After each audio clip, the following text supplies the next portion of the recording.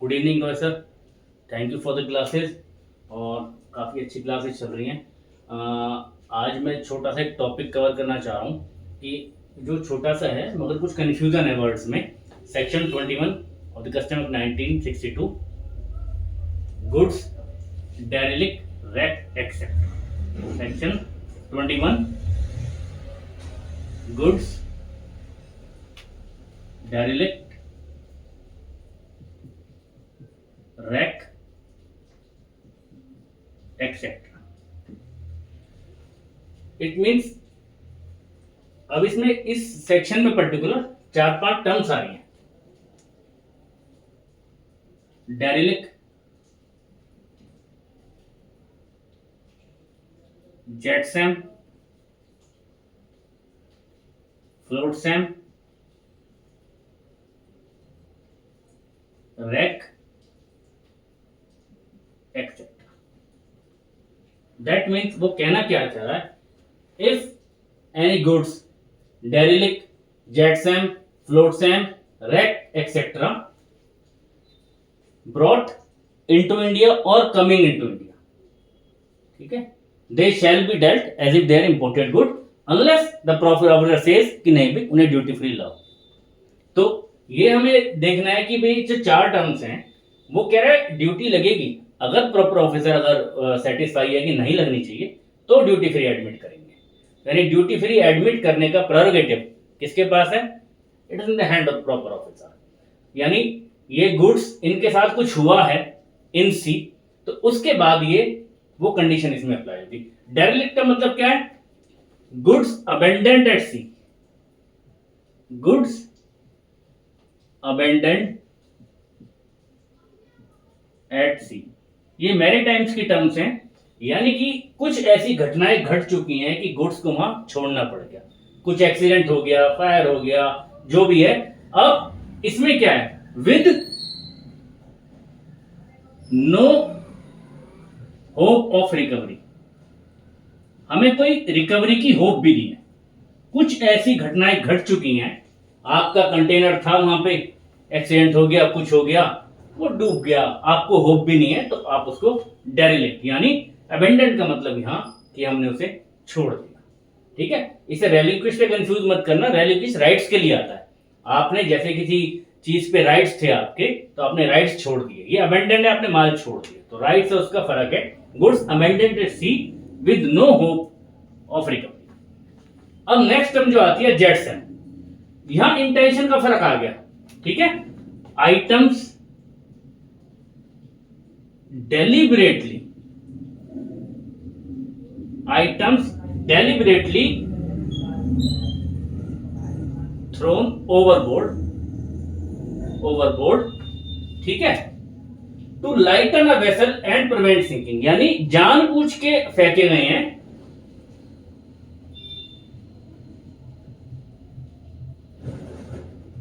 अ vessel और prevent sinking. यानी कुछ ऐसा हो गया है कि वेसल इंबैलेंस हो गया है, कंडीशन कुछ और भी होती है इसमें, मगर हम एक कंडीशन को फॉलो कर रहे हैं कि चलो वेसल इंबैलेंस हो गया, तो कुछ फेंकने जरूरी पड़ गए, और वो अगर फेंक दिए, नहीं फेंकेंगे तो पूरा जो वेसल है वो डूब जाएगा। तो उसके लिए जेट सैम डेलिबरेटली ओवरथ्रो। अच्छा, ये क्वेश्चन मैं इसको अलग अलग क्यों करा रहा हूं, क्योंकि ये एग्जाम में आ चुका है कि जेट सैम का मतलब क्या है। तो जब डेलिबरेटली आप थ्रो करेंगे वो जेट सैम बन जाएगा। ठीक है, अब गुड्स जो फ्लोट हो रहे हैं, गुड्स जो फ्लोट हो रहे हैं, बेशक वो जेटिसम है या कि कैसे भी है, रैक हुआ है, कुछ भी हुआ है, अगर वो रैक तैरते हुए आ रहे हैं तो उसे हम फ्लोट सेफ कह देंगे। ठीक है, और रैक क्या है? The remains of the vessel of और cargo, the remains of the vessel और कार्गो, यानी ये जो बचा कुचा माल हमारा जो भी है, जो भी इसके साथ डूब गया है, कुछ हो गया है, तो उसका बचा मलबा इसे हम कह देते हैं जनरल टर्म में। तो आपका कौन कौन से टर्म हो गए? डेरिलिक्ट, jet Sam, float Sam, rack, ये आपके बन गए। अब ये सारा माल आ तो रहा है, मगर अब भी फिर मैंने बताया है कि ये आ रहा है, लेकिन अभी सारे वो पावर किसके पास है? प्रॉपर ऑफिसर के पास, कि इसे एडमिट करेगा ड्यूटी फ्री या नहीं। ठीक है, तो इसका बेसिकली ऐसा इतना वो भी नहीं है, मगर एक क्वेश्चन तो इसका बनता है, और जब किसी सेक्शन का एक क्वेश्चन बनता है तो उस सेक्शन को पूरी तरीके से याद करना जरूरी है।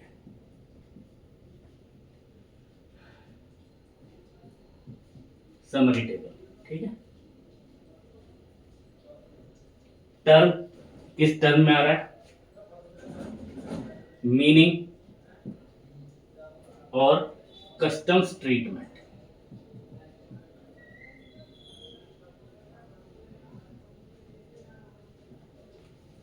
इन इंडिया, ठीक है जी। पहली टर्म हमने क्या बताई थी? डेरिलिक्ट।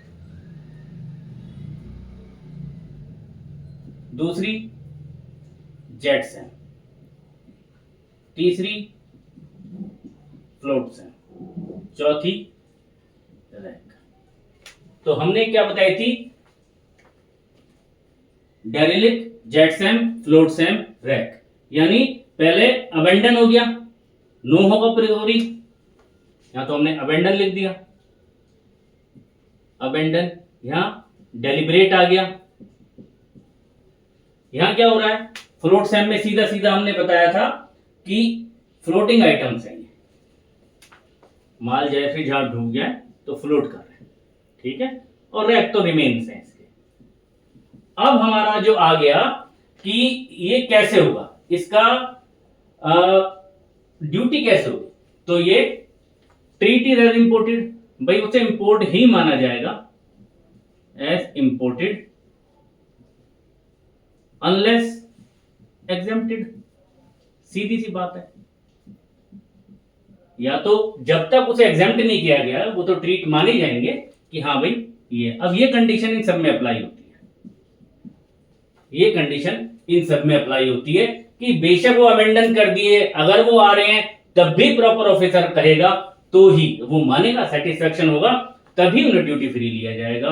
Same apply to jetsam, same apply to flotsam, और सेम अप्लाई टू रैक। यानी डेरिलिक्ट में हमने अमेंडन कर दिया with no hope of recovery, jetsam में तो हमने फेंका ही जानबूझ के है,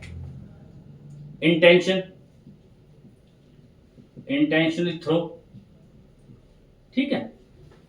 तो और फ्लोटसैम में फ्लोटिंग हो रही है, ठीक है। वही माल जो आपका रैक हुआ या जेटसम हुआ है, जो भी है वो तैर के आ रहा है, रैक में मतलब रिमेन्स है, तो treated as imported unless exempted, और प्रॉपर ऑफिसर की ये पावर है, उसकी शक्तियां हैं, वो करेगा। तो कुल मिलाकर 21 का सार यही है, जो भी डेरिलिक्ट गुड्स हैं, रैक गुड्स हैं, पानी में डूबे गुड्स हैं, वो अगर आ रहे हैं ब्रॉट इन और coming into India shall be treated as imported good unless it is satisfaction proper officer, they should be admit duty free. वही चाहेगा, वही करेगा तो होगा। Thank you very much.